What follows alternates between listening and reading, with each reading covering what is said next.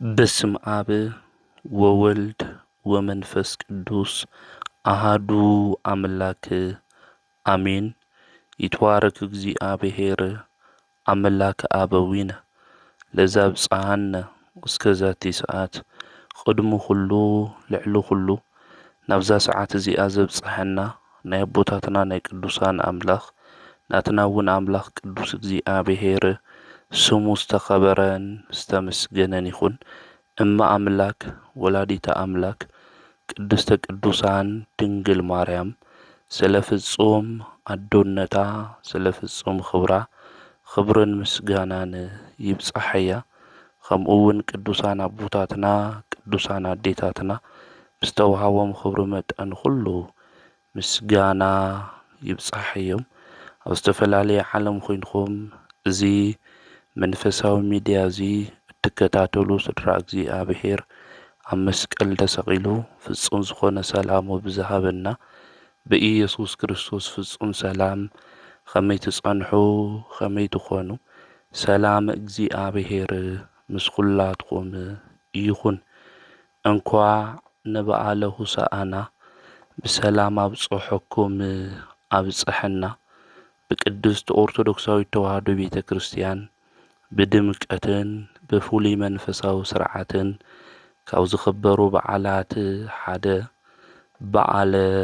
ሆሳዕና እዩ። ሆሳዕና በአርያም ለወልደ ዳዊት እናበልና እዚ በዓል እዚ ብዓብዪ ድምቀት ነኽብሮ ኢና። ብሰላምን ብጥዕናን ናብዚ በዓል እዚ ስለ ዘብጽሐና አምላኽና ቅዱስ እግዚአብሔር ሽሙ ዝተኸበረን ዝተመስገነን ይኹን። ሆሳዕና ማለት እንታይ ማለት እዩ? በዓለ ሆሳዕናስ ንምንታይ ኢና ነኽብሮ? ኣብ በዓለ ሆሳዕና ዝተገበሩ ዓበይቲ ምስጢራት እንታይ እዮም ዝብል ክንምልከት ኢና። አምላኽና ቅዱስ እግዚአብሔር ኣብ ነገራትና ኩሉ እናኣተወ ንህይወትና ዝጠቅም ንዓና ድማ ዝረብሕ ቃሉ ንከምህረና ቅዱስ ፍቃዱ ይኹነልና። ኣብ ወንጌለ ማቴዎስ ምዕራፍ 21 ቁጽሪ 1 ክናንብብ እንተለና ናይ እግዚአብሔር ቃል ከምዚ ይብል። ናብ ኢየሩሳሌም ምስ ቀረበ ኣብ ደብረ ዘይት ናብ እትርከብ ቤተፋጌ በጽሐ እዩ ዝብል። ጎይታና መድሓኒና ኢየሱስ ክርስቶስ ኣብ ዕለተ ሆሳዕና ናብ ቤተፋጌ እትበሃል ቦታ ከም ዝበጽሐ መጽሓፍ ቅዱስ ይነግረና እዩ። ብመሰረቱ ሆሳዕና ማለት እንታይ ማለት እዩ? ሆሳዕና ናይ ዕብራይስጥ ቃል እንትኸውን ትርጉሙ ድማ አቤት ኸዚ አድሕነና ማለት እዩ። እዚ በዓል እዚ ሆሳዕና ካብቶም 9 በዓላት ውሽጢ ሓደ እንትኸውን ኣብ ኪሩቤልና ሱራፊኤል ዘመስግንዎ ብፍርሓትና ብረዓድ ኮይኖም ድማ ዝፋኑ ተሸኪሞም ዘመስግንዎ ጎይታ ብትሕትና ብአድጊ ዝባን ተቐሚጡ እናተመስገነ ናብ ቤተ መቅደስ ዝኣተወሉ ናይ ዘካርያስ ትንቢት ድማ ዝተፈጸመሉ ህዝቡ ድማ ዝምባባ ሒዙ ዝዘመረሉ ሕፃናት ብንጹህ አንደበቶም ሆሳዕና በአርያም ለወልደ ዳዊት ኢሎም ዘመስገንሉ ዓብዪ ናይ ምስጋና በዓል እዩ። እዚ ናይ ምስጋና በዓል እዚ እንታይ ከም ዝመስል ክንምልከቶ ኢና። እሱ ኢየሱስ ክርስቶስ ካብ ኢየሩሳሌም ናብ ቤተፋጌ እዩ ኸይዱ። ቤተፋጌ ወይም ቤተፋጌ ናይ ድኻታት መንደር እያ። ባዕሉ ድኻ ገበረ ተባሂሉ ዝተነገረሉ አምላኽ ንሱ ክርስቶስ ንድኻታት ከም ዝፈቱ ንድኻታት ድማ ከም ዘኽብር ንክገልጽ ናፍታ ናይ ድኻታት መንደር ዝኾነት ናብ ቤተፋጌ ድማ ቀረበ። ናፍታ ቤተፋጌ ትበሃል ዝተመሳቀለ ጎደና ዘለዋ ቦታ ድማ በጽሐ ሽዑ ኢየሱስ ካብ ደቀ መዛሙርቱ ክልተ ልኢኹ ኣብ ቅድሚኹም ናብ ዘላ ዓዲ ኽዱ እስርቲ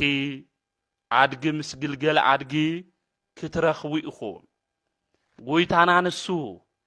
መድኃኒትና ኢየሱስ ክርስቶስ ክልተ ደቀ መዛሙርቱ እዩ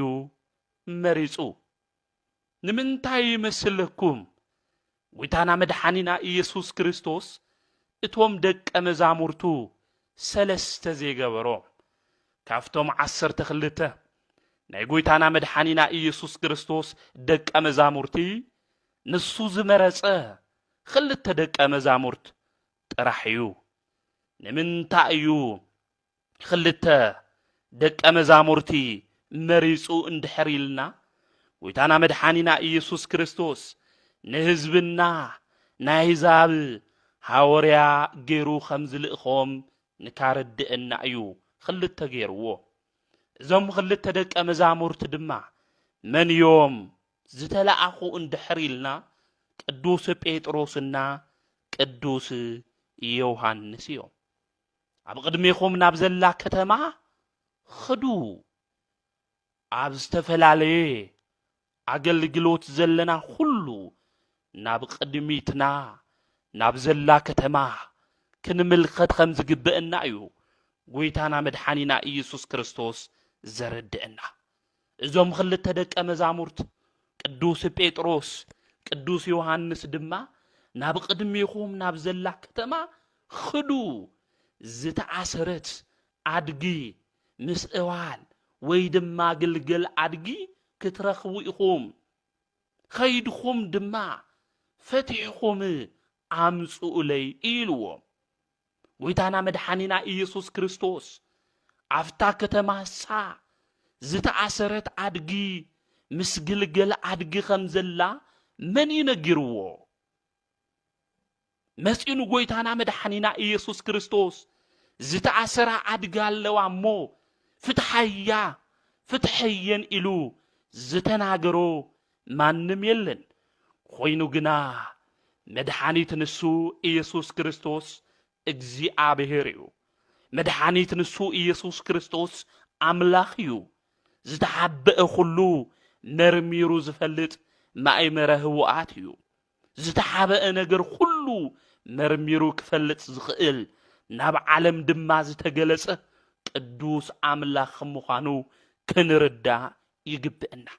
ዝተኣሰረት ኣድግላ ኽዱ ኣምጽኡ ለኢሉ ማንም ተለይ ነገሮ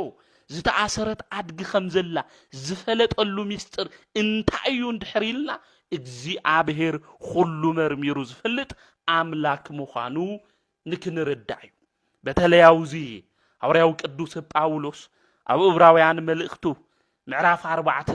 ቁጥሪ 13 ክናገር እንተሎ ከምዚ ዝብል ናይ እግዚአብሔር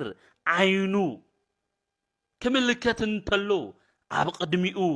ዝሕባእ ነገር ከምዘየለ ኣብ ቅድሚኡ ሁሉ ዝተገለጸ ምዃኑ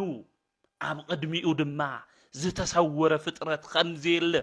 ሐዋርያው ቅዱስ ጳውሎስ ኣብ ዕብራውያን መልእኽቱ ምዕራፍ 4 ቁጥሪ 13 ይነግረና እዩ ቅዱስ ወንጌል እውን ክነግረና እንተሎ ዘይፍለጥ ዝተሰወረ ዘይግለጽ ድማ ዝተኸደነ ምንም የለን ይዝብለና ማቴዎስ ወንጌል ምዕራፍ 10 ቁጥሪ 26 ኣብ ቅድሚ ጎይታና መድኃኒና ንሱ ኣምላክ ወልደ ኣምላክ ኢየሱስ ክርስቶስ ዝተኸደነ የለን ዝተሸፈነ የለን ዝተሰወረ የለን ሁሉ ነገር ኣብ ቅድሚኡ ዝተገለጸ እዩ ሁሉ ነገር ኣብ ቅድሚኡ ዝተፈለጠ እዩ ስለዝኾነ ሁሉ ነገር መርሚሩ ዝፈልጥ ቅዱስ ኣምላኽ ዝኾነ ኢየሱስ ክርስቶስ ኣብ ቅድሚኹም ዘላ ከተማ ኽዱ ዝተኣሰረት ኣድጊ ምስ ግልገል ኣድጊ ድማ ክትረኽቡ ኢኹም ኢሉ ነገሮም ሐዋርያት ዘይረኣይዎ ሐዋርያት ድማ ዘይተመልከትዎ ማንም ክፈልጦ ዘይከኣለ ዝተኣሰረት ኣድጊ ከም ዘላ ጎይታና ንሱ ንኹሉ ዝምርምር ንኹሉ ዝፈልጥ ኣምላክ ኢየሱስ ክርስቶስ ፈቲሕኹም ድማ ኣምጽኡለ በለ ንምንታይ ይመስለኩም ወገናተይ ዝተፈተሓ ብዙሓት ኣድጊ እኮ ነይረን እየን ኣብ ሜዳ ዘለዋ ዝተፈተሓ ብዙሓት ኣድጊ ነይረን እየን ኮይኑ ግና መድሓኒትና ንሱ ኢየሱስ ክርስቶስ ዝተኣሰራ ኣድጊ ፈቲሕኹም ኣምጽኡለይ ንምንታይ ኢሉ ሊቃውንተ ቤተ ክርስቲያን ክነግሩና እንተለዉ እዘን ኣድጊ እዚአን ተሰሪቐን ዝተኣሰራ እየን እዘን ኣድጊ እዚአን ናይ ኣልዓዛር እየን ናይ ኣልዓዛር ኣድጊ ድማ ተሰሪቐን ተሸይጠን ብስርቂ ተታሒዘን ተኣሲረን ዝነበራ እየን እዘን እሱራት ኣድጊ እዚአን ድማ ፈቲሖም ንካምጽኡ ንቅዱስ ጴጥሮስና ንቅዱስ ዮሐንስ መድኃኒት ንሱ ኢየሱስ ክርስቶስ ንሱ ብዝፈለጠ ፈቲሖም ንካምጽኡ አዚዝዎም ዝተኣሰረ ኣድጊ ንምንታይ ይደልዩ ዝክን ምርምሮ ይግብእና ወገናተይ ዝተፈተሐ ኣድጊ ብዙሓት እየን እዘን ዝተፈተሐ ኣድጊ ግን ንሱ መድኃኒት ኢየሱስ ክርስቶስ አይደለን እተን ዝተኣሰራ ኣድጊ ግን ፈቲሕኹም ኣምጽኡለ ኢሉ ተናገረ ሊቃውንቲ ቤተ ክርስቲያን ናይዚ ትርጉም እዚ ምስጢር ክነግሩና እንተለው ሐዋርያት አገልግሎቶም ወይም ዘገልግልዎ መደበኛ ኃላፊነቶም እንታዩ እንድሕሪልና ዝተኣሰሩ ምፍታሕዩ ናይ ሐዋርያት አገልግሎት ዝተኣሰሩ እንታይ ምግባር እዩ ምፍታሕዩ ናይ ካህናት አገልግሎት ዝተኣሰሩ እንታይ ምግባር እዩ ምፍታሕዩ ነዚ መድኃኒት ንሱ ኢየሱስ ክርስቶስ ዝተኣሰራ አድጊ እኒኤዋ ተሰሪቀን ሽፍታ ዝሰረቀን ሌባ ዝሰረቀን ሰራቅ ድማ ሰሪቁ ዝኣሰረን አድግለዋ እሞ ፈቲሕኹም ኣምጽኡ ለይበለ ናይዚ ምስጢር ድማ ሌባ ዝተባሃለ አጋንንት እዮም ንብዙሕ ዘመናት አጋንንት ንዓና ሰሪቆምና ነይሮም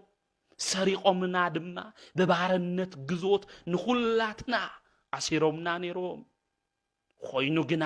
ዝተኣሰርና በባርነት ዘለና ደቂቅ አዳም ናይ አዳም ደቂ ዝኾንና ኩልና እንፍትሐሉ ግዜ ቀሪቡ ምዃኑ ዓለም ሁሉ ድማ ካብ እስራት ባርነት ዝፍትሐሉ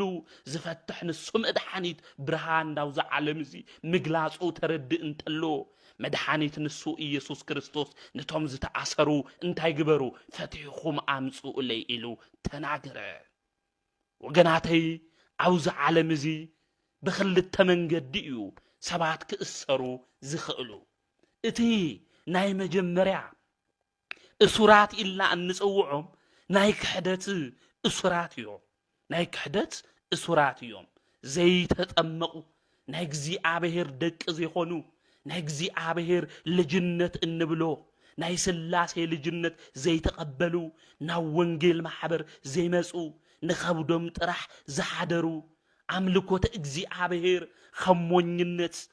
ኸም ዓሻጌሮም ዝቆጸሩ ፍጥረታት አሕዛብ እዮም እዚኣቶም ናይ ክሕደት እስረኛታት ተባሂሎም ይጽውዑ ሐዋርያው ቅዱስ ጳውሎስ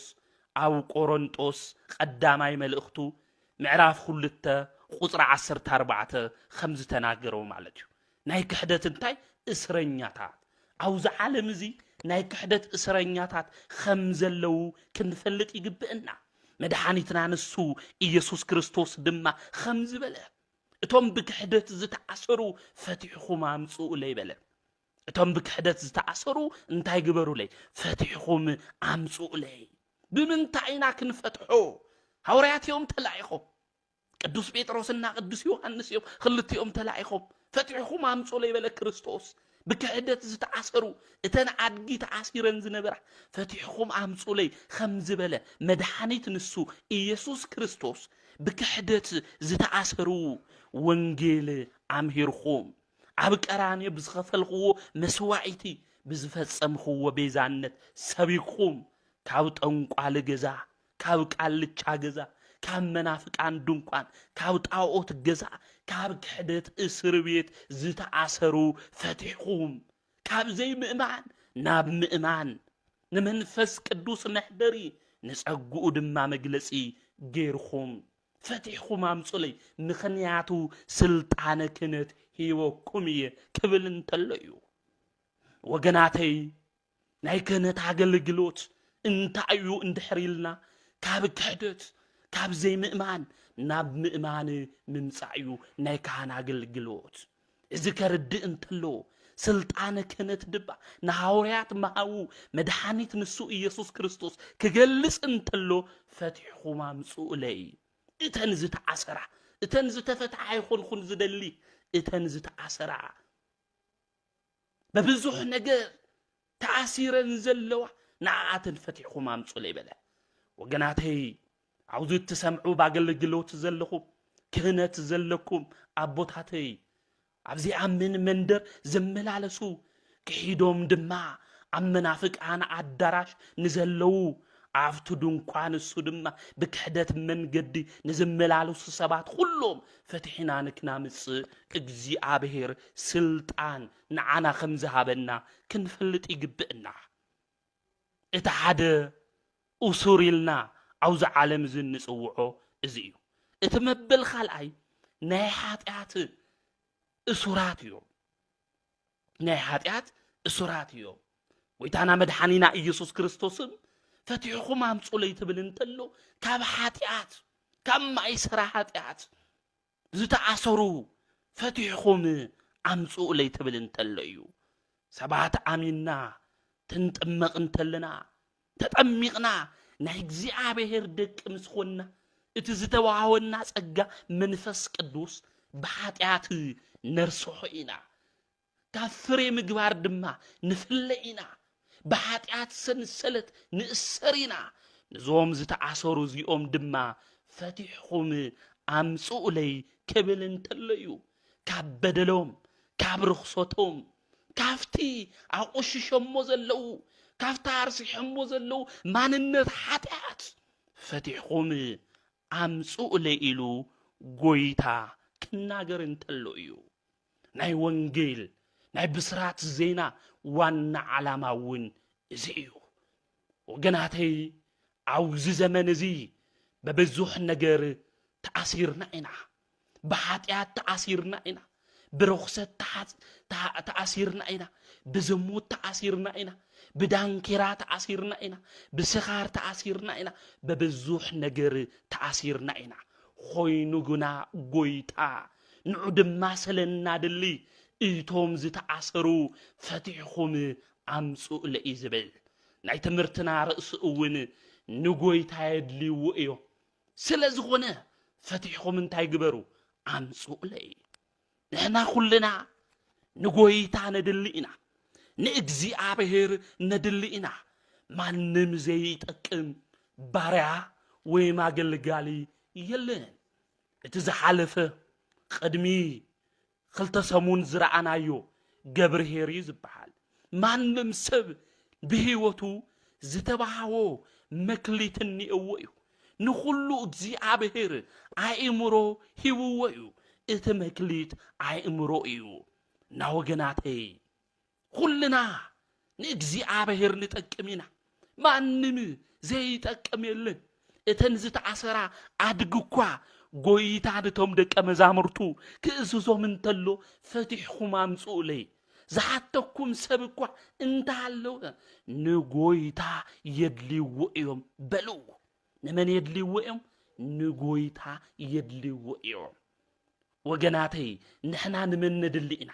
ንእግዚአብሔር ነድሊ ኢና። ንጎይታ ነድሊ ኢና። ወበብዙሕ ኃጢአት ተታሒዝና ንኾን ኢና።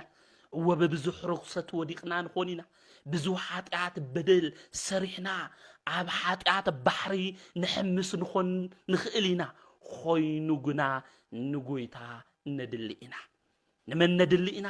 ንጎይታ ነድሊ ኢና። ንኣምላኽና ንፈጣሪና ንእግዚአብሔር ስለ እናድሊ እዩ። ጎይታ ንሱ መድሓኒት ኢየሱስ ክርስቶስ ነተን ዝተኣሰረ ኣድጊ ፈቲሕኹም ኣምጹለይ ዝበለ። ንሕና ኃጢአት ክንሰርሕ እንተለና በደል ክንገብር እንተለና ክፍኣት ክንገብር እንተለና ተስፋ ንቆርጽ ኢና። ወገናተይ ካፍታ ሓጢያትና ብላዕሊ ንእግዚአብሔር ዘሕምሞ እንታዩ እንድሕሪልና ተስፋ ምቁራጽና እዩ እግዚአብሔር ኣብ ልዕሌና ተስፋ ዘይቆረጽ ንሕና ግን በዲለ እየ ሓጢያት ድማ ሰሪሐ እየልና ተስፋ ንቆርጽ ኢና ኾይኑ ግና ጎይታ እንታይ ይብል ንዓይ የድሊኒ እዮሞ ፈቲሕኹም ኣምጽኡለይ ካፍቲ ዝተኣሰርናዩ ንሓጢያት ባርነት ወፂና ንዑ ንክናመስግን ክንመጽእ እዩ ጎይታ ዝደሊ እምበር ተኣሲርና ክንቐሪ ኣብ ባርነት ክንመላለስ ብሓጢያት ድማ ባርያ ኾይንና ክንግዛእ ጎይታ ከምዘይደሊ ክንፈልጥ ይግብአና ሓጢያት ሰሪሐ እየ በደለኛ እየ ክፍኣት ገይረ እየ ኣነ እኮ ንጎይታ ኣያድሊ ሰውነተይ እኮ ብሓጢያት መሊኡ እዩ ብዝብል ተስፋ ናይ ምቁራጽ ቃል መንገዲ ክንጓዓዝ ይብልናይ ወገናተይ ክናስተውዕል ይግብአና ውሳእና ካብ ዘምህረና ሓደ ቁም ነገር እዚ እዩ ንጎይታ ስለ ዘድልይዎ ንዓይ ድማ ስለ ዘድልዩ ንበለ ጎይታ መድሓኒት ንሱ ኢየሱስ ክርስቶስ ቃለይ ካብ ዝሓልፍ ሰማይ ምድሪ ተተሓልፍ ይቐልል ከም ዝበለ እዚ ናይ እግዚአብሔር ቃል እዩ እቶም ዝተኣሰሩ ፈቲሕኹም ኣምጽኡለይ ንምንታይ ንዓይ ስለ ዘድልዩኒ ኣነ ኣይጠቕምን ኣነ ኣይረብሕን ኣነ ዋጋ ይብለይን ክንብል ይግብአናን ኩልና ሕድሕድና ንእግዚአብሔር ነድሊ ኢና እግዚአብሔር ድማ ንሕድሕድና ዝሃበና መክሊት እቲ መክሊት ድማ ኣእምሮ ስለ ዘሎ እቲ ኣእምሮ ዝተዋሃበና መክሊት ተጠቂምና ካፍቲ ዘለናዮ ሕማቕ ናይ ሓጢያት ባርነት ወፂና ናይ እግዚአብሔር መንደር ክንመጽእ ይግብአና እዘን ኣድጊ እዚአን ፈቲሕኹም ኣምጽኡለይ ኢሉ ጎይታ ኣዘዘ እቶም ደቀ መዛሙርቲ ድማ ተኣዚዞም ከም ዝተባሃልዎ እተን ዝተኣሰራ ኣድጊ ፈቲሖም ናብ ጎይታ ወሰድወን ዝገርመኩም ኣድጊ በይና ይኾነትን ኒራ ናይ ኣድጊ ግልገልውን ኣብኡ ኒራ እያ እዞም ደቀ መዛሙርቲ እዚኦም ድማ እተን ኣድጊ ሒዞም ናብ ጎይታና መድሓኒትና ኢየሱስ ክርስቶስ ድማ ኸዱ ንምንታይ እዩ ጎይታና መድሓኒና ኢየሱስ ክርስቶስ ኣብ ኣድጊ ክቕመጥ ደልዩ ዋና ሚስጥሩ እንታይ እዩ ሰማይ ዙፋኑ ምድሪ ድማ ናይ እግሪ መርገጺኡ ዝኾነ በኣምላክ ዳዊት ክዝምር እንተሎ ኣብ መዝሙር 17 ቁጽሪ 11 ከምዚ ዝብል ሰማያት ትሕት ይበሉ ጸልማት ካብ እግሩ ብታሕቲ ነበረ ኣብ ኪሩቤል ብንፋስ እናበረረ ተቐመጠ መሰወሪኡ ድማ ጸልመት ገበረ ይዝበል ንእግዚአብሔር ክዝምር እንተሎ ኣብ ኪሩቤል ዙፋን ዝቕመጥ ኣምላኽ እዩ ኣድጋ ኣምጽኡለይ ዝብል ዘሎ በፍርሃት በምንቅጥቃጥ ሓዊ መለኮታዊ ዝኾነ ንክርእይዎ እኳ ዘይኽእሉ ቅዱሳን መላእክት በመላእክት ዝማሬ ዝምስገን ንሱ ኣምላኽ እግዚአብሔር እዩ ፈቲሕኹም ኣድጊ ኣምጽኡለይ ዝበለ ኣብ ልዕሊ ኪሩቤል ዝቕመጥ ናይ ውቅያኖስ ጥልቀት ድማ ምልክት ምስጉን ዝኾነ ኣምላኽ እግዚአብሔር ኣብ ልዕሊ ኣድጊ ክቕመጥ ኣድጊ ኣምጽኡለይ በለ ፈረስ ኣምጽኡለይ ይኾነ ኢሉ ሰረገላ ኣምጽኡለይ ይኾነ ኢሉ እዚ ኩሉ ስኢነ ይኾነን ሰማይ ዙፋኑ እዩ ምድሪ ድማ ናይ እግሩ መርገጺት እያ ኾይኑ ግና ኣድጊ መረጽ ንምንታይ እዩ ኣድጊ መሪጹ ኣድጊ ዝመረጸሉ ምኽንያት እንታይ እዩ ሚስጥሩ እንታይ እዩ ክንብል እንተለና ትንቢቱ ምሳሊኡ ንክፍጸም እዩ እንታይ እዩ እቲ ትንቢት እንድሕር ኢልና ድማ ኣብ ትንቢተ ዘካርያስ ምዕራፍ 9 ቁጽሪ 9 ክናነብብ እንተለና ናይ እግዚአብሔር ቃል ከምዚ ይዝብል ወበልዋ ለወለተ ጽዮን ነዋ ንጉስቺ ይመጽእ ጻድቅ ወየዋህ እንዘይጸአን ዲበ እድግት ኣብ ልዕሊ ኣድጊ ኣብ ልዕሊ እዋል ተጻዒኑ እቲ የዋህ ዝኾነ ንጉስኺ ክመጽእ እዩ ጓል ጽዮን እነሆ የዋህ ጻዲቕ ንጉስኺ ኣብ ኣድጊ ኣብ ግልግል ኣድጊ ተቐሚጡ ናባኺ ይመጽእ ኣሎ በልዋ እዚ ኣቐዲሙ ክርስቶስ ናብዚ ዓለም እዚ ቅድሚ መምጽኡ ነቢዩ ዘካርያስ ዝተናገሮ ናይ ትንቢት ቃል እዩ መድኃኒት ንሱ ኢየሱስ ክርስቶስ ናብዚ ዓለም እዚ ዝተገለጸ ድማ ትንቢተ ነቢያት ንክፍጽም እዩ እዚ ትንቢት እዚ ምብጽሑ እዚ ትንቢት እዚ ዝፍጸመሉ ግዜ ድማ እዋን ኸዚ ምዃኑ ጎይታ ክናገር እንተሎ ትንቢተ ነቢያት ድማ ክፈጽም ዝመጽእ ኣምላኽ ንሱ ምዃኑ ትገልጽ እንተሎ ኣድጊ ኣምጽኡ ለኢሉ ጎይታ ተናገረ ሊቁ ቅዱስ ያሬድ ባሕረ ጥበባት ኢልና እንጽውዖ ሊቁ ቅዱስ ያሬድ እውን ተፈሲህ ጽዮን ንጉስች በጽሓ ንጉሰ ዘለዓለም ጽዮን ደስ ይበልኺ ተሓጐሲ ንጉስኺ ናይ ዘለዓለም ንጉስ ጽልመት ብብርሃን ዝሰድድ ንሱ መጺኡ እዩ እሞ ደስ ይበልኺ እናበለ እዩ ኣብ ጾሞ ድጓ ዘኒቆዲሞስ ንእግዚአብሔር ዘምስግን ናወገናተይ ንምንታይ እዩ ጎይታ ኣብ ኣድጊ ክቕመጥ ደልዩ እንድሕር ኢልና እቲ ናይ መጀመርያ ሚስጥሩ እንታይ እዩ እንድሕር ኢልና ትንቢት ንክፍጽም እዩ እቲ መበል ካልኣይ ምሳሌኡ ንክፍጽም እዩ እንታይ ዓይነት ምሳሌ እዩ ነይሩ እንድሕር ኢልና በተለይ በብሉይ ኪዳን ነቢያት ናይ ሰላም ግዜ እንድሕር ኮይኑ ኣብ ኣድጊ ተጻዒኖም ናይ ብስራት ዜና ይናገሩ ነይሮም ናይ ሓዘን ናይ ጦርነት ዘመን እንድሕር ኮይኑ ድማ ኣብ ፈረስ ተቐሚጦም ጽሙ ጸልዩ እናበሉ የጥንቅቁ ከም ዝነበሩ መጽሐፍ ቅዱስ ይነግረና እዩ ኣብ መጽሐፈ ምሳሌ ምዕራፍ 21 ቁጥር 31 ክናነብብ እንተለና ፈረስ ንጦርነት መዓልቲ ይዳለው ይዝብ እና ኣብ ፈረስ ኮይኖም ነቢያት ትናገር እንተለው ጦርነት ኩናት ከመጽእ ምዃኑ የብስሩ ይናገሩ ነይሮም ሰላም ትኾን እንተሎ ድማ ናይ ሰላም ግዜ እዩ ኢሎም ኣዋጅ ትናገሩ እንተለው ድማ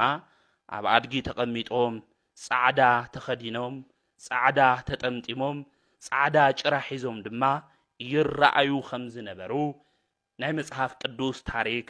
ይነግረና እዩ ጎይታና መድኃኒና ኢየሱስ ክርስቶስ ብዝልማድ እዚ ናይ ወዲ ሰብ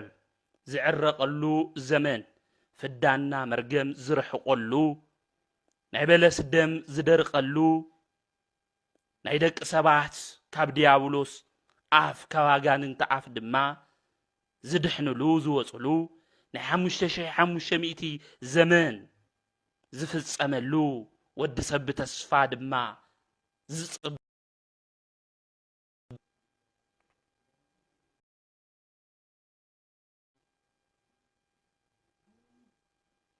ይቅርታ ናይ ኔትወርክ ችግር ይመስለኒ ይቅርታ ይስማዕ አለ ዶ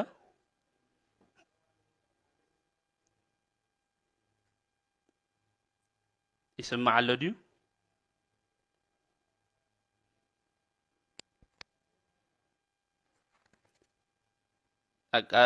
አጋጣሚ ኔትወርክ አብይነ ነርሞ ይስማዕ አለ ዲዩ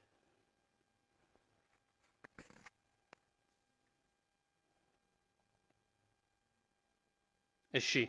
خبرت ያበለ እና ጎይታና መድኃኒና ኢየሱስ ክርስቶስ በአድግል ተቀመጠሉ ሚስጥር እንታይ እዩ እንድሕሪልና ተናይ መጀመሪያ ትንቢቱን ክፍጸም እቲ መበል ኻላይ እቲ ዝተመሰለ ምሳሌ ምእንቲ ክፍጸም እዩ ማለት እዩ እና ጎይታና መድኃኒና ኢየሱስ ክርስቶስ እቲ ምሳሌ ከም ዝረአናዮ ነቢያት ኣፈረስ ኮይኖም ጦር ኩናት ሃምልኾን ይናገሩ ነይሮም ሰባት ልክጾሙ ኣብ ኣድጊ ተቐሚጦም ናብ ከተማ ትራእይ ተለው ግን ንእግዚአብሔር ኣመስግኑ ናይ ሰላም ጊዜ እዩ ትብሉ እዮም እና ጎይታና መድሓንና ኢየሱስ ክርስቶስ ካብ ዲያብሎስ ባርነት እንድሕነሉ ን5500 ዘመን ንኣዳም ተስፋ ዝኣተየሉ ናይ ሰላም ጊዜ ምብፅሑ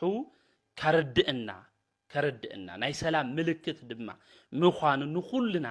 ንካረድእና ኣብ ኣድጊ ንክቕመጥ ኣድጊ ኣምጽኡ ለኢሉ ጎይታና መድሓንና ኢየሱስ ክርስቶስ ተናጊሩ እዩ ጎይታና መድሓንና ኢየሱስ ክርስቶስ ተናጊሩ እና ኣብ ኣድጊ ንምቕማጡ ሚስጥሩ እንታይ እዩ እንድሕሪልና እዚ እቲ ዋና ሚስጥር ግን ካልእ እዚ ምሳሌኡ ትንቢቱ ንክፍጸም ኢልና ዋና ሚስጥሩ ግን ጎይታና መድሓኒና ኢየሱስ ክርስቶስ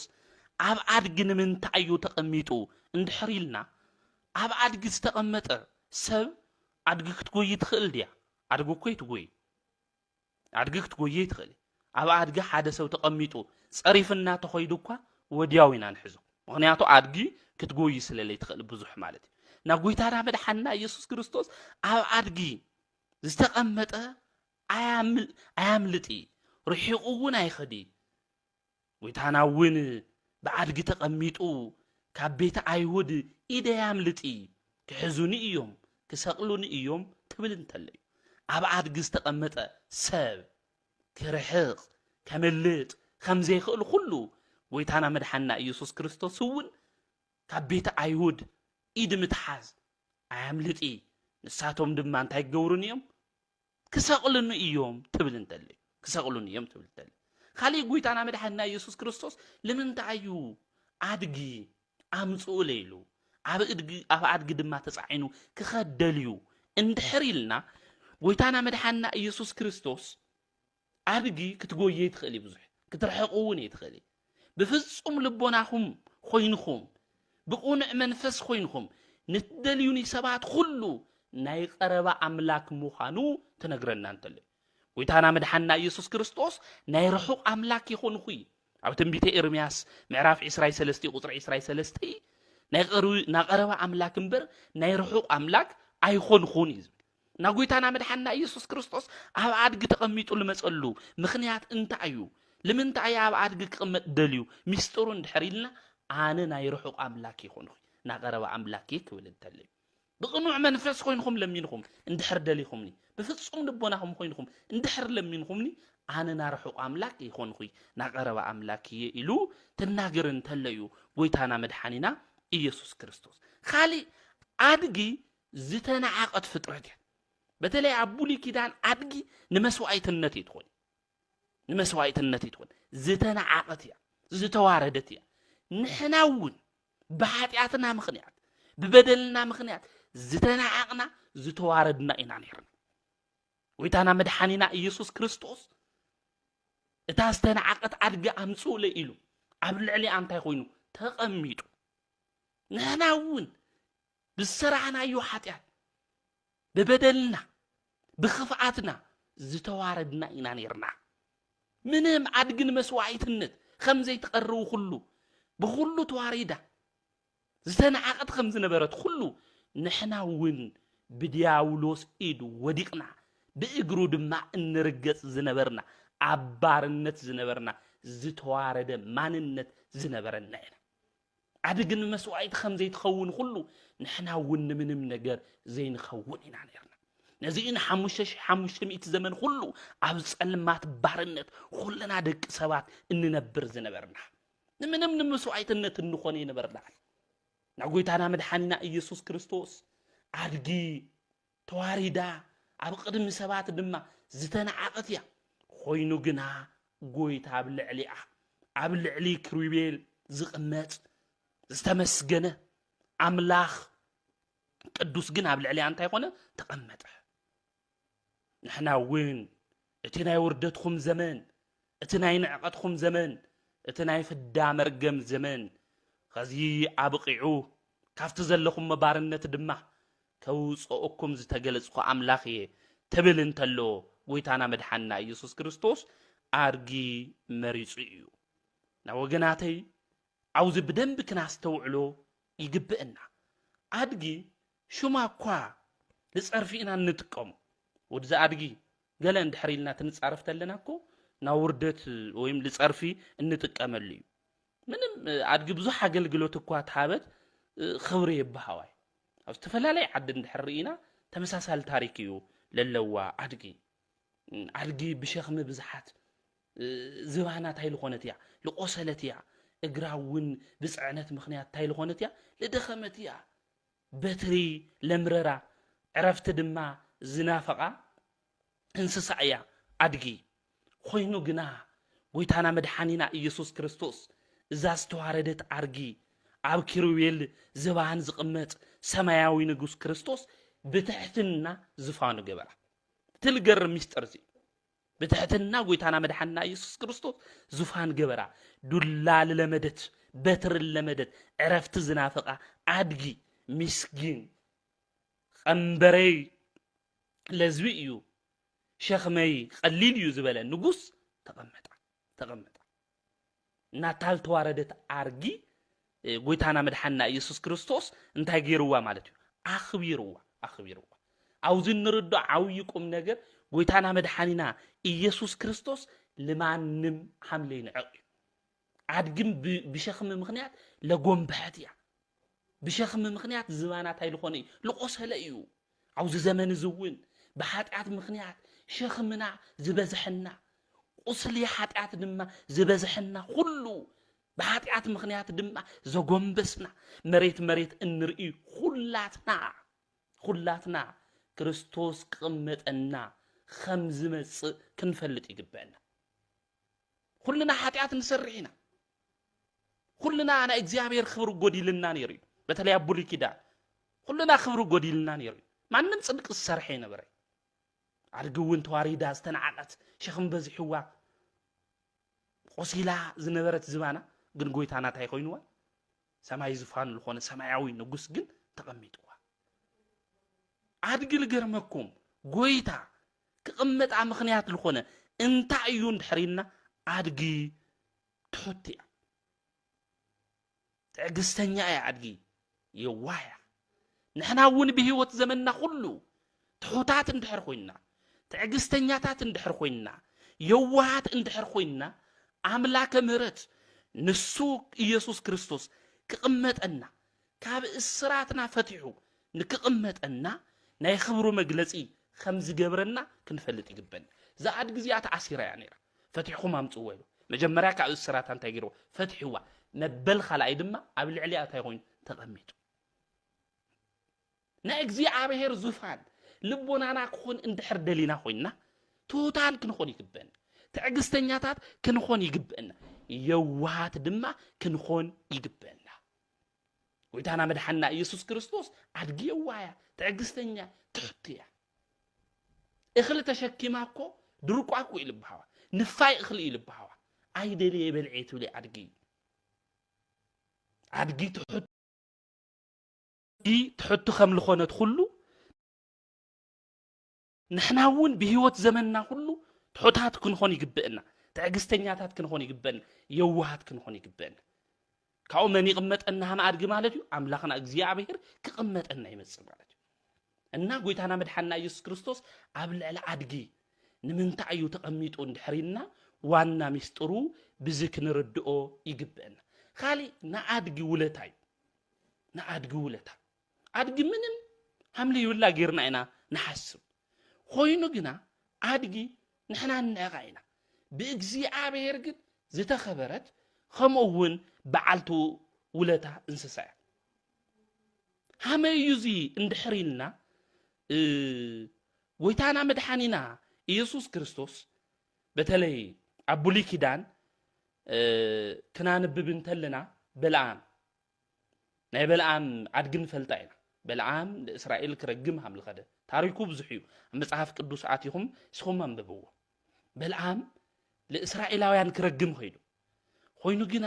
ፍቃድ እግዚአብሔር ይነበረ በልዓም ናይ ምርጋምና ናይ ምምራቅ ስልጣን እግዚአብሔር ይውይ ግን በልዓም ታይገብር ኸይዱ ክራገም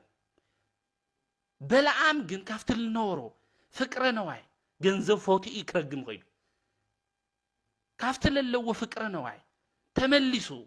ለእግዚአብሔር ቃል ክሰማዕ ሐምል ለዎ ግን لنجرة الجسد عفاوسيا منيا أدقيا بتلاقي أوزا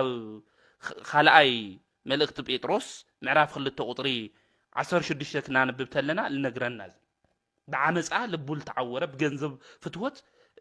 لبو لتعوره بالعام عينو لتعوره بالعام زعر جزيئة حمل جسسته جسيس آدم ما لو لبوك ملس جيراتو يا لو لبوك ملس جيراتو يا مالك جيراتو يا نا عدقي بعلو وعلتا أيانا اجزيابير تنويلت لنا بعرقي بزح قلقلوت اجزيابير مقوارو لمردايو مالك لمرداي خالي عرقي بعلو لتا أيا وهم دم اجزيابير بزح قلقلوت بعرقا كناوين ايو تنويل انت لنا أو تنبيت إساياس معرف حدا وصار خلتها كنا نببت لنا بيت إسرائيل لا أملكه تتعوت خيدا تعوت يملكون يرم عاد قلنا لحم قن أملاكم فليتو حزب إسرائيل قن أملاكو يفلت إتوايل تصحيفي مالتي خالي عرقي قويتانا مدحنا يسوع كريستوس تولد انتلو عبيت ليه سواء سجل ورقع عطان كربي تقبرت له لحمي عرقي تايم جبيرو عملاقنا مدحنا أو دم بكفتي سلل تولده كي قرر يلن استنفاسن تايجر جبيرن وهوتن يبنين مال انتاي نايستنفاس مال نايستنفاس إن عدق بعلولة أيام مالك عملاقنا قدوس እግዚአብሔር بعدق بزح أقلقلوت غيرو يتنبل انتلنا اتمبل خال أي مخنيات زي استنفاس دلو كله እግዚአብሔር يمسكن እታ አድግሳውን ንአምላኽን እግዚአብሔር ታጌራ ማለት እዩ አምስጊና እስትንፋስ አድማ ሂባያ ካሊ ጎይታና መድኃና ኢየሱስ ክርስቶስ አውል ተሰደደሉ ጊዜ ናስደቱ ተኻፋሊትያ ምን አድጊ ናይ ስደቱ ታይያ ተኻፋሊትያ ማለት እዩ እና ትና መወዳእታ ድማ ኣብ ዕለተ ሆሳዕና ናይ ክብሩ መግለጺት ኮይና ሐዋርያት ታይጌሮም እዮም ክዳንም ታይጌሮም አንጽፎም ላይ لعدقي مالت خدانم تايجيرم لا أنصفهم لا يوم مالتي نا عدقي تنول تلنا بتلمدو صرفي منهم واجا حملي ولينا نحس جن عدقي كفترات كل مريسو أملاخنا نسو سماوي نجوس كريستوس تايلخون الله لتقمت الله زوفانو لجبرايا لزوفان ودت عرقي ولا خامس راف أجواب النت يولي مالتي أجواب النت يولي مالتي مصحف قدوس كنريو تلنا مالتي إننا حواريات تايجيرهم مالتي خدانهم غوزغيزوم لا نتعادق خدانهم تايجيرهم لا غوزغيزوم لا لمن تاي مسلكم عبل عدقي خدانهم غوزغيزوم خدانهم تلي غورو لمن تاي مدحانيتنا نسو ኢየሱስ ክርስቶስ عبل علي عدقي زي تقمط لمن تاي عبل علي عدقي لي تقمط حواريات تايم غيرهم فتحوا مامصو لي توهيلو تعادق فتحوا مامصو غويتا دما من انت تاي كون قمطل لقمت الله مستر لخونه ترجم انت ايو لبل تملكتنا جن حواريات تايم غيرهم خدانم غوزغيزو سقيلهم يكون لغويتا وصايلهم افتعد خدانم تاي غيرهم غوزغيزوم له لمن تايم خدان افتال على عرقي غيرهم اندحرينا مسترو كبزح خلتكن ملكتينا تمستر ديقاونت بيت كريستيان لقمطو ولعل شمونتي خوينا جنا مس غزينا انصار خلتكن ملكتينا خدان ناي سونتنا نوري يشفن ناي سونتنا نور خدان يشفن خدان ناي سونتنا عرقان خمس خدن خمس شفن كله غويتانا نسو ኢየሱስ ክርስቶስ ናይ ነፍስና عرقان ናይ ነፍስና حفرت كتسور ናውዛ ዓለም ዝመጽኢኻ ኢኻ ትብል እንተለው ኣብ ልዕልታ ኣድግታ ገይሮም خدانهم ጎዝጎዝ ኣብ ልዕልታ ኣድግታ ገይሩ خدانهم ጎዝጎዝ ለምን حواريات ናይ ኩልና በደልና ኃጢአት لشفن لسور حفرتنا عرقاننا لشفن مني እግዚአብሔር እቲ እግዚአብሔር ድማ መን እዩ እንድሕሪና ወልደ ዋህድ ኢየሱስ ክርስቶስ እና ሐዋርያት خدانهم ኣብ ልዕሊ ኣድጊ ልጎዝጎዝሉ ሰቁኢሎም ከይኮርኮሖ ምናምን ኢሎም ይኾን አየሙቾ ይልኾን ኢሎም ይኾን ዓውይ ሚስጥር ነው خدان نورهم لشفن كله نورهم لخدن كله ناي نفسنا عرقاننا حافرت اتشفن نسخا ايخا تولن تلوي حاتياتنا بتعقستي زسور بدلنا عبسانا زشفنلنا املاخ نسو ناوز عالم زمغلاصو نسو ناوز عالم زممصو كنغرونا انتلوي كردونا انتلوي برسو إلهم دسل الولوم يخوني حواريات نقويتانا مدحنا إيسوس كريستوس تاجيرهم له جوز جيرهم له مالتي خالي بهديس تفترو أكال سجانا أكال نفسنا بس أجازل بسنا السوم خاني خدان نورنا خمس شفنا لنا كله أكال سجانا أكال نفسنا بس أجؤو زشفنا خدانو دما زلبسنا نسو مخاني خدان نازل بسنا نسو مخاني ناي مؤمنان خدان من يو تتواهلو እግዚአብሔር ናይ مؤمنان خدان من يو تتواهلو ቃል እግዚአብሔር እቲ خدانና ዝኾነ ቃል እግዚአብሔር እቲ خدانና ዝኾነ እግዚአብሔር ምሳና እንየዶ حواريات እዚኦም ከርዶና አይደለም ጉዝጓዝ ገወርሉ خدان ገወርሉ ኣብ ልዕል ተዓድጊ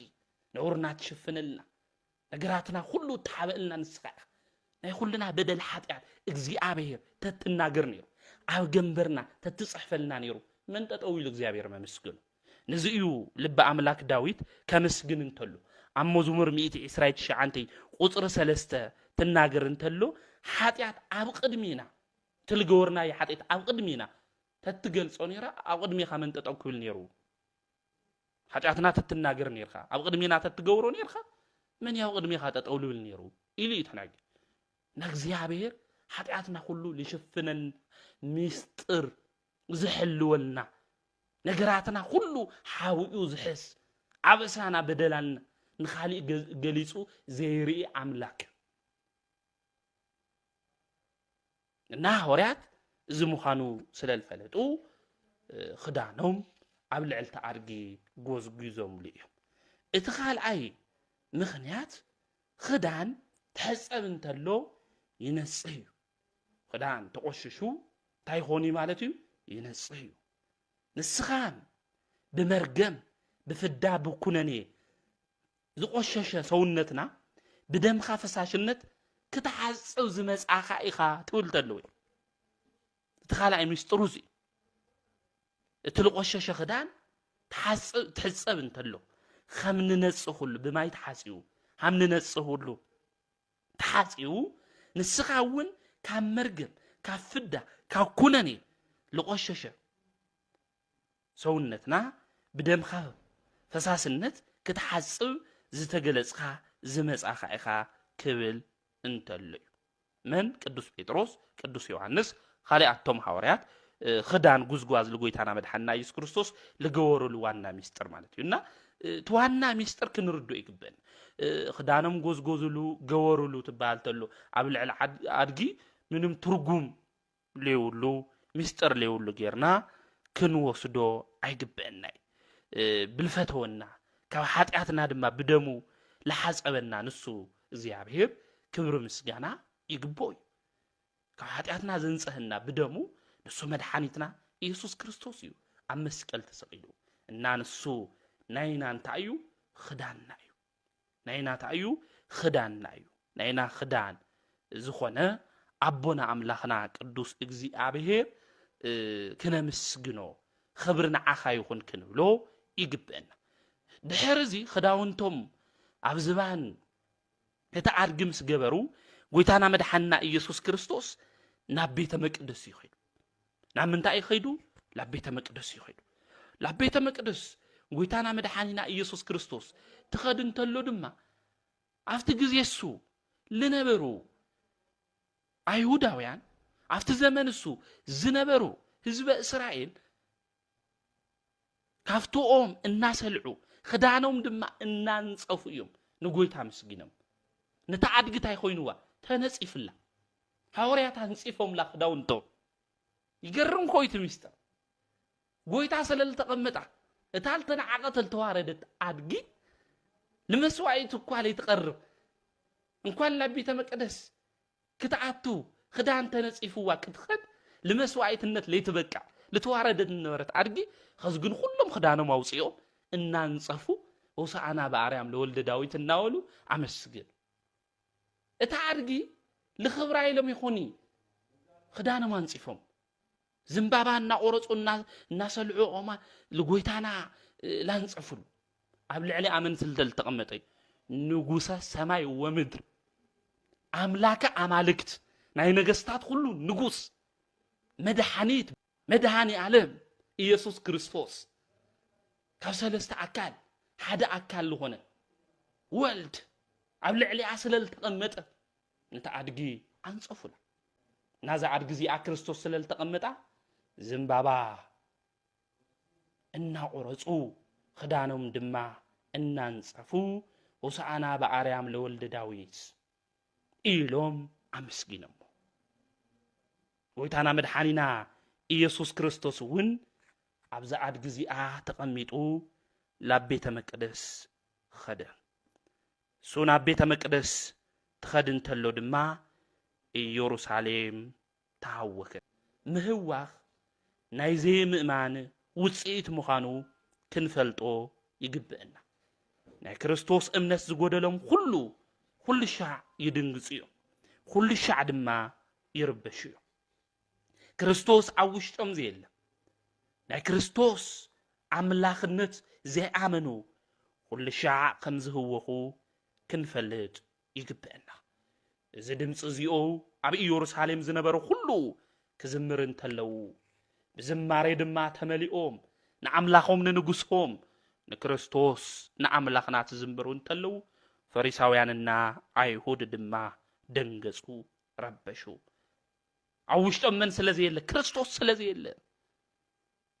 ኣብ ዮሐንስ ወንጌል ምዕራፍ 14 ቁጥር 1 ክናነብብ ተለና ባባይ እመኑ ባበይ እመኑ ኣይትታወኹ ኣይትደንግጹ ኢሉ በኢየሱስ ክርስቶስ ዘይኣምን ናይ ኢየሱስ ክርስቶስ እምነት ኣብ ውሽጡ ዘይብሉ ሰብ ናይ መጨረሻ ውፅኢቱ እንታይ እዩ እንድሕሪልና ምድንጋጽ ምርባሽ ምህዋኽ እዩ ወገናተይ እምነትና ኣብ ልዕሊ እግዚኣብሔር ክኸውን ይግብኦ ከይንህወኽ ከይንድንግጽ ብዝኾነ ብዘይኾነ ነገር ልከይንርበሽ ብእግዚኣብሔር ክነኣምን ይግብእና እዞም አይሁድ እዚኦም እምነቶም ኣብ ልዕሊ እግዚኣብሔር ስለ ዘይገበሩ ተሃወኹ ተረበሹ ይህወኹ ነበሩ ሰባት ተመስግኑ እንተለው ህፃናት እኳ ንካባዴና ጡብ ብላዕሊ ናይ እግዚአብሔር ምስጋና ምምስጋን ንኣፍና ይጥዕም እዩ ኢሎም ንእግዚአብሔር ከምስግኑ እንተለው ንእግዚአብሔር ድማ ምስጋና ከቕርቡ እንተለው ኣብቲ ግዜ እሱ ዝነበሩ አይሁድ ተበሳጨው ተናደዱ ንምንታይ እዮም ዘመስግኑ ዘለው ንምንታይ እዮም ዓውዓው ዝብል ዘለው ንምንታይ ይረቡሽና ኢሎም ተቃወምቲ ናይ ክርስቶስ ኣብቲ ዘመን እሱ ተናገሩ ክብሪ ናይ ክርስቶስ ህፃናት ተረዲእዎ መንፈስ ቅዱስ ድማ ገሊጸሎም ትንቢት እውን ክፍጸም ግድ ስለ ዝኾነ እማኣፈ ደቂቅ ህፃናት ኣስተዳለው ክስባት ኣቀድሙ እግዚአብሔር ኣብ መዝሙረ ዳዊት ምዕራፍ 8 ክናገር እንተሎ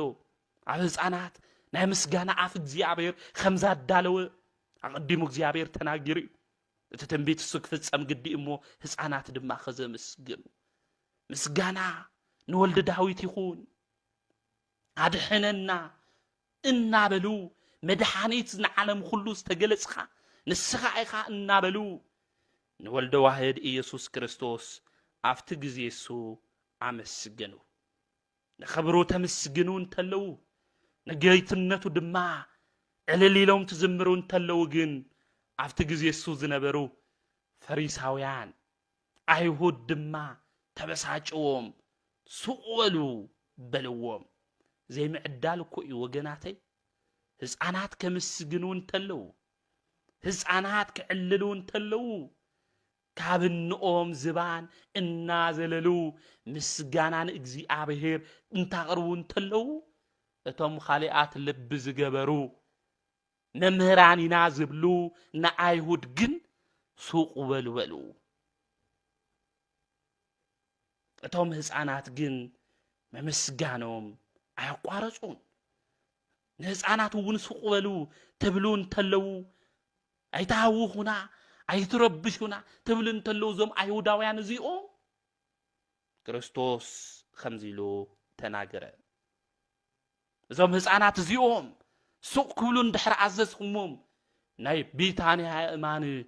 ከምስግኑን እዮም በለ እቶም ህፃናት ሱቅ እንተበሉ من كمسجنون يوم زوم زي الناقروت تبلوهم أمان كمسجنون يوم بلا اتهم أمان وين خمسة إجراء يوم دمسهم عاونا بلو وسائنا بأريام لولد داوي بروك زي مسبسم እግዚአብሔር مسجنا نولد داويت نكريستوس يخون نسو بروخي باسم እግዚአብሔር زمص إلهم نعملخنا نسون مدحانيتنا ኢየሱስ ክርስቶስ አመስገንዎ ነቶም ህፃናት ሱቅ እንኳን ተበልዎም ሱቅ ንዘይበልዎም እማን ክርስቶስ እልዕሉ አምላክ ስለዝኾነ ከምስግንዎ ገበራ እቶም አይምሮ ዘለዎም ዘሐስቡ ፈሪሳውያን ግን አፍቲ ጊዜ እሱ እንታይ ገበሩ የመስገኑ ኮይኑ ግና እቶም አፍ ዘይብሎም ልሳን ዘይብሎም ዝተባህሉ አእማን ናይ ቢታንያ እንታይ ገበሩ አመስገኑ ና ወገናተይ ኣብ ሆሳዕና እናስተውዕሉ ዓውይ ቁም ነገር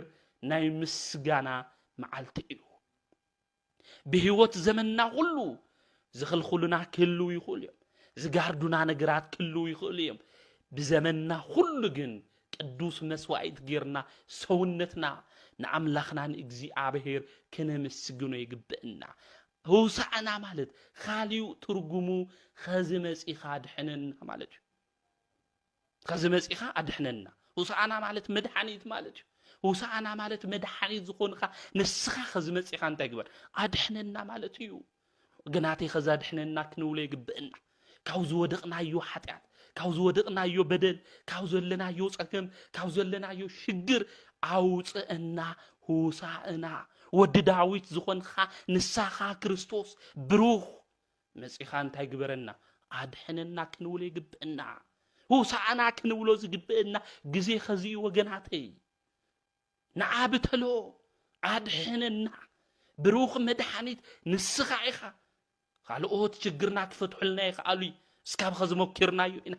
مفتاحو كله زلكا قلف كله زلكا نسخ عيخا مو عادحننا مدحانيت كنبلو يجبئنا زوم هسعانات زيوم هسعانا بعريام يلوم امسكينمو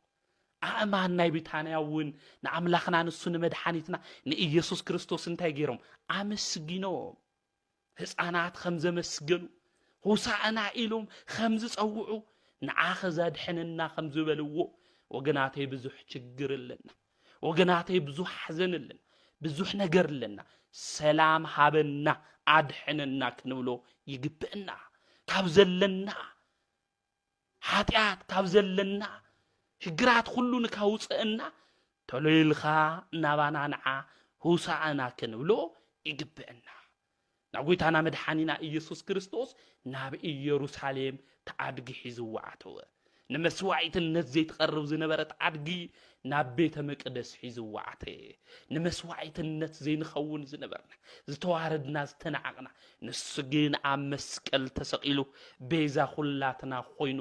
ላብ መንግስቱ መንግስተ ሰማያት መቅደሱ እግዚአብሔር ሒዝና ምእታው ዘምልክት ምዃኑ ክንርድኦ ይግበአና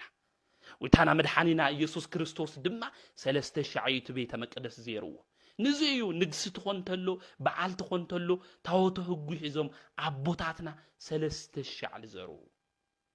خالي مسترون تايو تاوت حزنا أو نقسي أو كبر بعل النزر ندحريلنا سلستشع مسترون تايو ندحريلنا زبيت مقدس زي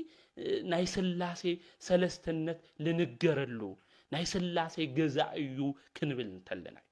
نبيت كريستياننا لقبرو سرعة كله كنفلتو يقبئنا كنردو يقبئنا مالتو نقولتنا مدحنا يسوع كريستوس نزعت جزء التنعقت لما تحيزواتيو لبيت مقدس حيزواتيو أمان على العلو كمسجن وجبه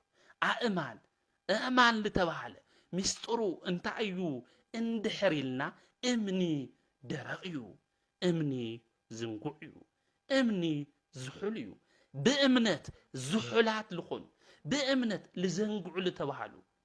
أي زعب العلو اسكاب ليك باباس النت كريستوس كبص حمل خئل نمردعي دناسيوس لبحال عبونا كاب منتاي تلعيل كاب اي امانت كاب حيزامنت بيتسب ተላዒሉ ሊቀ ጳጳስ ኮይኑ ሓደ ሰብ ትንሓስብ ተለና ብህይወት ዘመንና ታይና ንብል ኣብ ሃይዛብ መንደር ለሎ ኣብ ካሊእ ዓለም ለሎ ቅድስና ሃምለይውሉ ጌርና ኢና ንሓስብ እዚ ግን ይኾን ወገናት እግዚአብሔር ካብ ምንታይ ሃምለ ጽጉዕ ካብ ምንታይ ሃምለ ምጽና ኣይንፈልጥ እማን ከምስግኑ ሃምለ ገበረ ሁሉ እግዚአብሔር ናይ ካሊእ ሰብ ሁሉ ታሪክ እውን ክቕይር ልኽእል ኣምላክ ምዃኑ ክንርዳ ይግበን ኣማን እኮ የምስጉኒ ብተፈጥሮ ጠባይ ሓደ ሻዕኮ ዝኮ ይቕየሪ ዝኮ ሰካራሚ ዝኮ ዝሙት ይልገበር ዝኮ አብዳን ኪራ ይልብ ምንም ማንነቱ እኮ ለቕየር ይኾን ደኺምና እኮ ኣይኾን ይኮ ንብል ንኾኒና ግን ናይ እምኒ ኣይናገር ይልብል ታሪክ ክርስቶስ ታገይርወይ ቀይርወይ ከምስግኑ ገይርዎ ምንም ኣይኾን ኣይጠቕሚ ኣይረብሕ ይልወልናዩ ሰብ እግዚአብሔር አልዒሉ ንኽብር መግለጹ ድማ ክገብር ሃምለ ኽእል ክንርዳ ይግበአና ህፃናት ድማ ምስጊነው ናይ ህፃናት ምሳሌ እንታይ እዩ እንድሕሪልና ህፃናት ብልሳን ክናገሩ ይኽእሉ ንሕና እውን ብኃጢአት ምኽንያት ልሳንና ክናገር ይኽእል ናይ ነፍስና ልሳን እንታይ እዩ ተልና ወንጌል እና ብልሳን ነፍስ ምንጋር ይኽእልና ነይር ኮይኑ ግና ህፃናት ታይ ኮይኖም አመስጊኖም ንሕና እውን ብልሳን ህፃናት ልኾንና ናይ ነፍስና ልሳን ልኾነት ወንጌልና ዓለም ሁሉ ዘይተገለጸትሉ ዘመን ነይሩ ኸዚ ግን ብልሳን እትናገሩሉ ዘመን በፂሑ እዩ ኢሉ ክርስቶስ ትናገር እንተለ እና ታውዝል ተጠቀሰ ታውዝል ንገር ሁሉ ላው ህይወትና ምትርጓም ሊቃውንት ሃም ተርጎምዎ ድማ ሃም ለምህሩና ሁሉ ክንርድኦ ክንፈልጦ ይግበአና ና ሁሳዕና ናይ መድኃኒት ዕለት እዩ ሁሳዕና ናይ ክርስቶስ መከራ መእተዊ መዓልቲ እዩ ድሕረ ሁሳዕና ኢልና ብድሕሪዩ ንጎይታና መድኃኒና ኢየሱስ ክርስቶስ ለዘመሩሉ ለመስገንዎ አይሁድ ኣብቲ ዘመን እሱ ልነበሩ ሰባት እንደገና ግን ለክርስቶስ ታገይሮም ወይም ኸሲሶም ወይም ሃምዝ ልበለ ህይወት ክልወና ይውሉ ወገናት ሓደ ሻዕነ መስግን ሓደ ሻዕ ድማ ካሊእ ህይወት እናኣቱ ክንኾን ይግበአና ብታ ለመስገን ሁሳዕና ኢሎም ታ ከተማ ስካብ ትህዎ ለመስገኑ ሰባት ተመሊሶም ድማ ለክርስቶስ ታይሎም ይሰቀል ኢሎም ናይና ህይወት እውን ኣብ መንፈሳዊ ህይወት ነይርና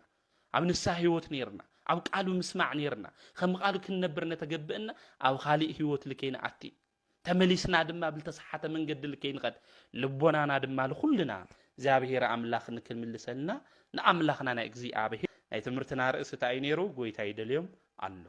ንሕና ኩልና ንመን ነድሊና ለጎይታ ነድሊና ለጎይታ እናድሊ ንሕና ክርስቲያን ሁሉ ድማ ጎይታ ከም ልደልዮ ስራሕ ሁሉ ሰርሒና ዘለዓለም ድማ ኣብ መቅደሱ ነቢርና ሁሳዕና ኢልና ንዓ ኸዛድሕነና ክንብሎ ይግበአና ላብ መንደርና ላብ ገዛና ላብ ስድራና ሁሉ ኸይዱ መድኃኒት ለኾነ ሁሳዕና ንሱ ክርስቶስ ብምሕረቱ ብቸርነቱ ልክፍውሰና ቅዱስ ፍቃዱ ይኹነልና ስለለምህረና ስለልገሰጸና ስሙ ልተኸበረን ተመስገነን ይኹን ወስብሐት ለእግዚአብሔር ወወላዲቱ ድንግል ወለመስቀሉ ክቡር